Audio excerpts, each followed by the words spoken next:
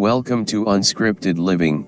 Today we will discuss about the symbol of power, also known as gladiator. You might have seen a lot of interesting stuff and movies on gladiators, but do you know about some interesting facts and history of real gladiators? Do you know how they get started? Can you believe how a ritual turns into this game? Who was the first gladiator and why he fought in arena? Watch complete video and know about these interesting facts about gladiators. Before we start, please subscribe our channel and press bell icon to watch more videos like this. Let's get back to video.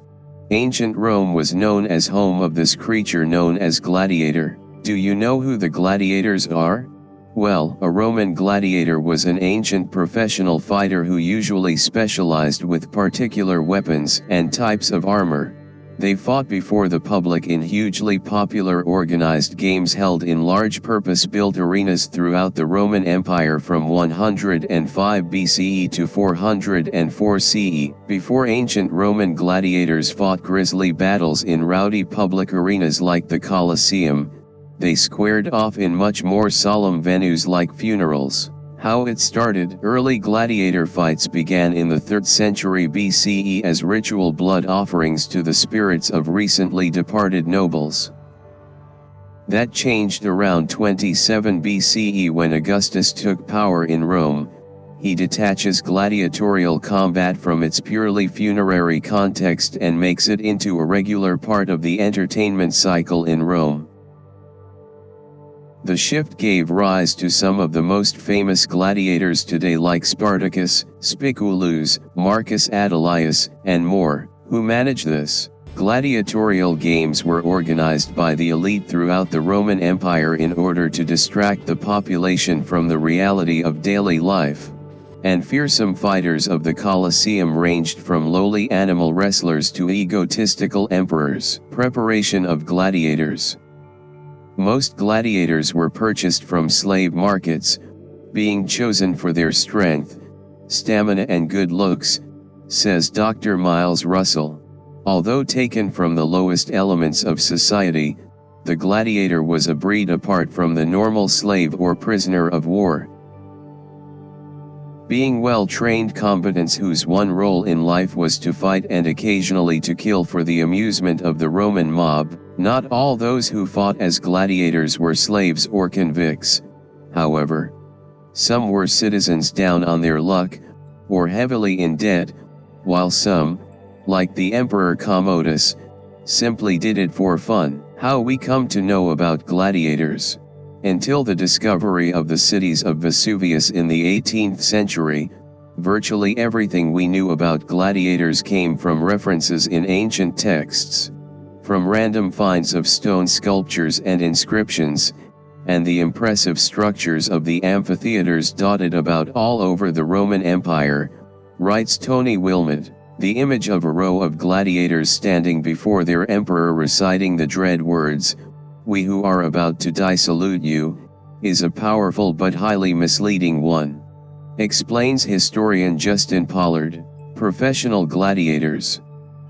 While a convicted criminal could not look forward to a long and happy life in the arena, most gladiators were professionals for whom fighting was a way of life, not a mode of death. Fights to the death were actually rare and many gladiators became the sports heroes of their day. Women scratched their names on jewelry, teenagers painted their slogans on public bath walls and, if all went well, they retired rich and free. The famous amulet from Leicester lost by a young girl sometime in the 2nd century AD has scratched on it, "Verecunda loves Lucius the gladiator," and it was a common sentiment.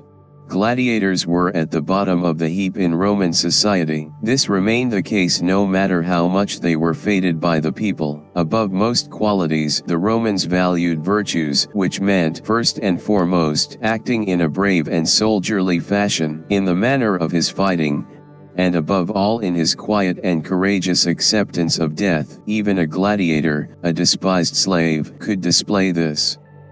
Risks and rewards. Of course, that's not to say there wasn't some risk involved. On special occasions, the sponsor of the games, and nearly all games were entirely paid for by sponsors, might splash out and ask gladiators to fight to the death. But they had to pay a great deal for the privilege, and they had to compensate the trainer for the gladiators he lost. Of course, being a gladiator was dangerous. Barring accidents and special occasions, gladiators were fighting not for their lives but for the day they received their wooden sword, a symbol of their retirement and freedom. Many would then go on to found their own gladiatorial schools. First Gladiator. Livy places the first Roman gladiator games, 264 BC, in the early stage of Rome's First Punic War, against Carthage, when Decimus Junius Brutus Sava had 3 gladiator pairs fight to the death in Rome's cattle market Forum Boarium, to honor his dead father, Brutus Para. Livy describes this as a munus, a gift, in this case a commemorative duty owed the manes, spirit, or shade, of a dead ancestor by his descendants. Some interesting facts about gladiators. 1. They weren't always enslaved. Not all gladiators were brought to the arena in chains. While most early combatants were enslaved peoples and people who had committed crimes, grave inscriptions show that by the 1st century AD, the demographics had started to change. Lured by the thrill of battle and the roar of the crowds, scores of free men began voluntarily signing contracts with gladiator schools in the hope of winning glory and prize money. 2. They didn't always fight to the death. Hollywood movies and television shows often depict gladiatorial bouts as a bloody free-for-all, but most fights operated under fairly strict rules and regulations. Contests were typically single combat between 2 men of similar size and experience. Referees oversaw the action, and probably stopped the fight as soon as one of the participants was seriously wounded. A match could even end in a stalemate if the crowd became bored by a long and drawn-out battle, and in rare cases, both warriors were allowed to leave the arena with honor if they had put on an exciting show for the crowd. 3. They only rarely fought against animals. The Colosseum and other Roman arenas are often associated with gruesome animal hunts, but it was uncommon for the gladiators to be involved. Tangling with wild beasts was reserved for the venatores and bestiarii, special classes of warrior who squared off against everything from deer and ostriches to lions, crocodiles, bears, and even elephants. Animal hunts were typically the opening event at the games, and it wasn't unusual for scores of unfortunate creatures to be slaughtered in a single exhibition. 9,000 animals were slain during a 100-day ceremony to mark the opening of the Colosseum, and another 11,000 were later killed as part of a 123-day festival held by the Emperor Trajan in the 2nd century AD.